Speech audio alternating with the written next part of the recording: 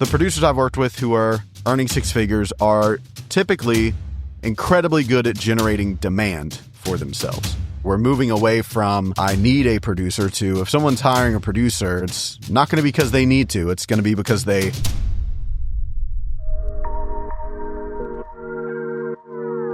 Hey everyone, Daniel Grimmett here. You're listening to Producer Management, the podcast that lets you in on real conversations between professional music producers and their teams. The deals, the strategies, and the unfiltered advice. This show is brought to you by my company, Dark Label Music. When producers want clarity, strategy, and growth, they call us. We're hired as a strategic partner, part management, part creative and business development, designed for the realities of being a music producer right now. So whether you're a small studio or a Grammy-winning veteran, reach out to us at darklabelmusic.com to see if we can help. So I was having a conversation with a producer yesterday, and he asked me a very good question. So he wanted to know what the difference is between producers that earn less than six figures per year versus ones that earn above six figures per year. This producer is currently doing pretty well. He's in his mid-20s. He just got his first major label cut. He also freelances, and he's like, hey, the guys that are doing six figures a year, that are doing the same thing as me, how are they thinking? Like, what's different? And again, this is a great question because it's about modeling. Instead of saying, hey, give me the perfect answer or pathway or the secret tactic, which doesn't exist, it's like, hey, how should I be acting, behaving, and functioning in my business to model what's working for these guys? So what is the difference between producers earning maybe 50, 60, 70,000 a year versus the ones that have cracked the six-figure per year mark? I myself ran a multiple six-figure music production business for many years and have also consulted many other producers who are earning six figures per year. If you listen to this show for a while, you probably know that already. But basically, I can boil this down to four main factors. There are four main factors that separate the producers earning less than versus more than six figures per year. And these are four things that all of you listening to this can control and replicate. Because yes, it is true that some producers are earning six figures because they produced a hit song and they have, royalty stream from that hit song, or they got a few massive sync placements this year, or maybe they recently signed a six-figure publishing deal. And all that's great, but those are all circumstantial things. They aren't always in the producer's control. So that's not what I'm going to be talking about in this episode. I'm talking about your everyday producer consistently earning six figures per year, despite whether or not they have any big industry wins that year. If they do, then that's just seen as a nice bonus. So let's dive into these four things. The first one is probably the number one skill any music producer could have in order to succeed, especially as this becomes just more and more competitive in the future. We're moving away from, I need a producer to if someone's hiring a producer or working with a producer, it's not going to be because they need to. It's going to be because they want to work with that particular producer. The producers I've worked with who are earning six figures are typically incredibly good at generating demand for themselves. While most others are scraping by to find any opportunity they can get their hands on, producers with demand are opposite. They're almost in a constant state of, oh crap, I have too many opportunities, too many things to choose from, too many things I could do. And this allows them to pick the work they want. It allows them to charge more for what they do, or, if they sell something, maybe selling that at a higher volume. Demand can seem a bit mysterious and like it's luck, but it's really not. There is a formula for it. Demand can be broken down into two parts. Part one is offering something that most other people can't do themselves. This could mean being incredibly skilled, having a unique taste that is hard to replicate, a unique process that is hard to replicate, or just adding more tangible value to what they offer. Those are the common ones that I see. This is why most average producers almost never have demand, because the majority of others in the market can just do what they do. So why would they hire that producer or buy anything that they're selling? But the first part of demand means nothing without the second part, because there are tons of producers who do offer something most others can't do themselves, but at the same time, they aren't in demand. They're still struggling financially, or maybe they're just not making six figures. But why? The reason why is that they don't have part two. Again, two-part formula. So part two is simple. Through any means, they make sure that as many people as possible know about part one. So part one, offering something most people can't do themselves. Part two, letting as many people as you can know that. This doesn't mean that they are necessarily an influencer with a huge audience. It just means that enough of the right people know who they are and what they do. So to recap, the formula for demand is offer something most others can't do themselves times the amount of people that know that about you. That's it. So if you ever only focus on those two things, you could get pretty damn far with your music production business. I'll give you an example of this from my own production company. And this was, over 10 years ago, so things are a bit different now, but the principle is the same.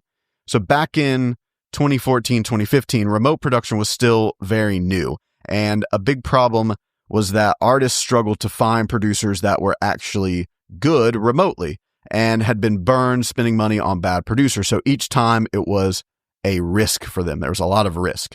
Our approach was different. For each artist, I would pair them with a unique team, a writer, producer, mixer, and they were credited in the industry generally, and they fit the project and just gave them access to really great talent that they probably wouldn't have known unless they lived in Nashville or LA or some of these places. And if anyone on the team didn't work out, then I would just swap them with someone else, and I wouldn't charge the artist to do this. So this essentially just eliminated risk for the artist, and they got a great record every single time. We had an extremely low rate of, people not being happy with the work, very, very low, less than 1%. And back then, ranking on Google, the first page of Google, was still a viable way to get traffic for remote music producers because no one was really doing it. So for part two of demand, we can't just have the first part without people knowing about it. So part two, I made sure that anytime anyone Googled where or how to find a great producer, a legit producer, our website popped up first. And the first thing they saw was that messaging. Behind every great artist is a team. Here's how we do that. Here's who you have access to. If something doesn't work right, we'll switch them out. You're going to get an incredible record every time. And that little, whatever you want to call it, funnel, I guess, just worked amazingly. We did multiple six figures per year with that business for a handful of years until I just moved on to consulting and management, the stuff that I do today.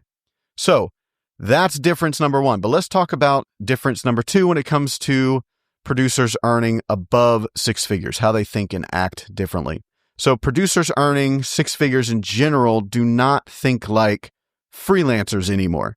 They start to think like business owners. It's a completely different mindset, and it's almost always necessary to make this transition, at least if you want to consistently earn six figures. Now, freelancers tend to hang on to, I don't know if it's a lot of pride or ego or fear. I'm not sure what it is, but they kind of want to hang on to all this control and kind of do everything themselves. And, listen, I certainly understand that there's times where you need to lean into that, but the difference that I've seen in my clients that earn six figures and the difference in myself as well, we are constantly trying to find ways to get paid more while working less.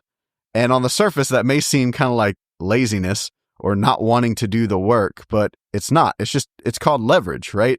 So freelancers tend to have, again, more of this pride and ego around doing everything themselves, but it's not because they are the only ones that can do every part of the process.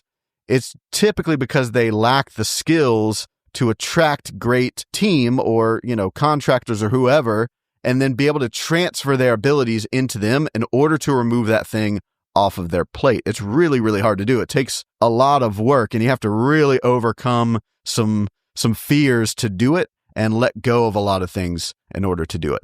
Every time I hear an interview with a CEO of a big company, like on a podcast or YouTube or something, they often mention that their number one job is to attract the best talent to work for them. And there's some crazy stories of Mark Zuckerberg and some of these guys, the lengths that they go through when they really want somebody to work at their companies.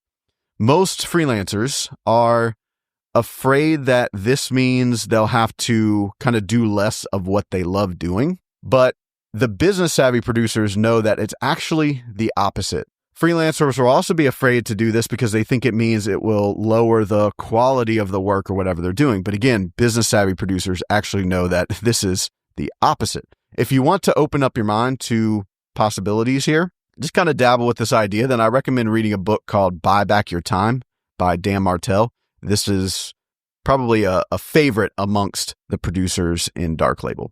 So to recap, number 2 is that six-figure producers are incredible at leverage, basically anything that helps them get paid more while working less. It also ties into number 3 because leverage doesn't have to always be created through hiring others. That was just one example. So after working with many producers earning 6 figures, I've found it's often common that they will have multiple income streams. And I know a lot of you hear about diversifying your income streams. Sometimes producers take that as more equals better, but that's not necessarily the advice. You might find this interesting. The majority of producers I work with that earn 6 figures do have multiple income streams, but the most popular number of income streams they have is actually just two main ones. I'm not counting ancillary income streams like things that are the byproduct of their work, royalties, ad revenue, stuff like that. But they generally have 2 main ones. Some have more, but 2 is actually the average. So when you're thinking about diversifying your income streams, doesn't always mean more equals better. If you can't maintain a 6-figure income with only 2 income streams, and I would say that's probably a business owner problem more than it is an income stream problem. So most commonly, they will have some kind of, flagship service that they offer. It's usually the main thing that they do, and that's offered to like the top 10% of their market. Again, this is tied into the fact that they have demand, right? So they can do this. So the top 10% of the market is really who they're offering their flagship service to.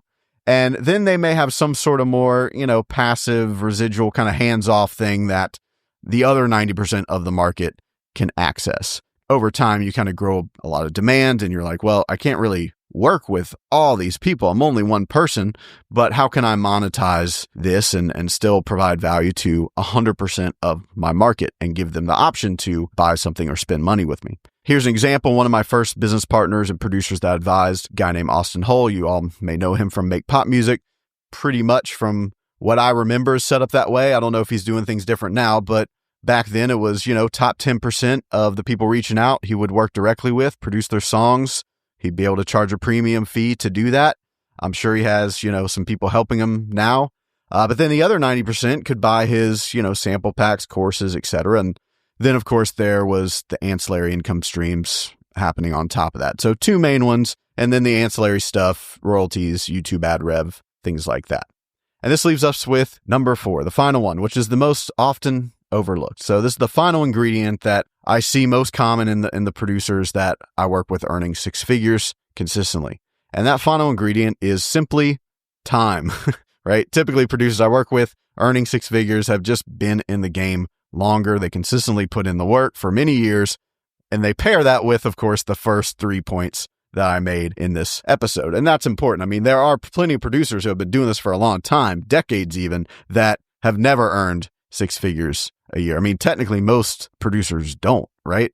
It's because they might be playing a different game where they're more so chasing bigger opportunities that will have a big payday at the end. And that's fine. I'm not saying that's good or bad. It's just different. But what I'm referring to when I say time is I'm referring to producers that have just had more time to build their own business brick by brick over many years. So pulling it all together, the majority of 6-figure producers that I've worked with, 1, they have the ability to create demand for themselves. They understand the 2 parts to that formula. Number 2, they're always seeking ways to earn more while working less. They're very, very big on leverage. 3, they generally have multiple income streams, but not too many. Again, on average, it's usually 2 main ones. And 4, they just have more time in the game. They do those first 3 things for longer than most other people. If you're serious about reaching that 6-figure milestone as a producer, start by honestly evaluating where you stand with each of these mindset shifts. If you go to producermanagement.com, you'll find links to jump on our newsletter, which I highly recommend because it's the perfect companion to the show. And if you enjoy what we're doing here, please leave us a 5-star review or share it with a friend. Thanks for listening. That's the episode.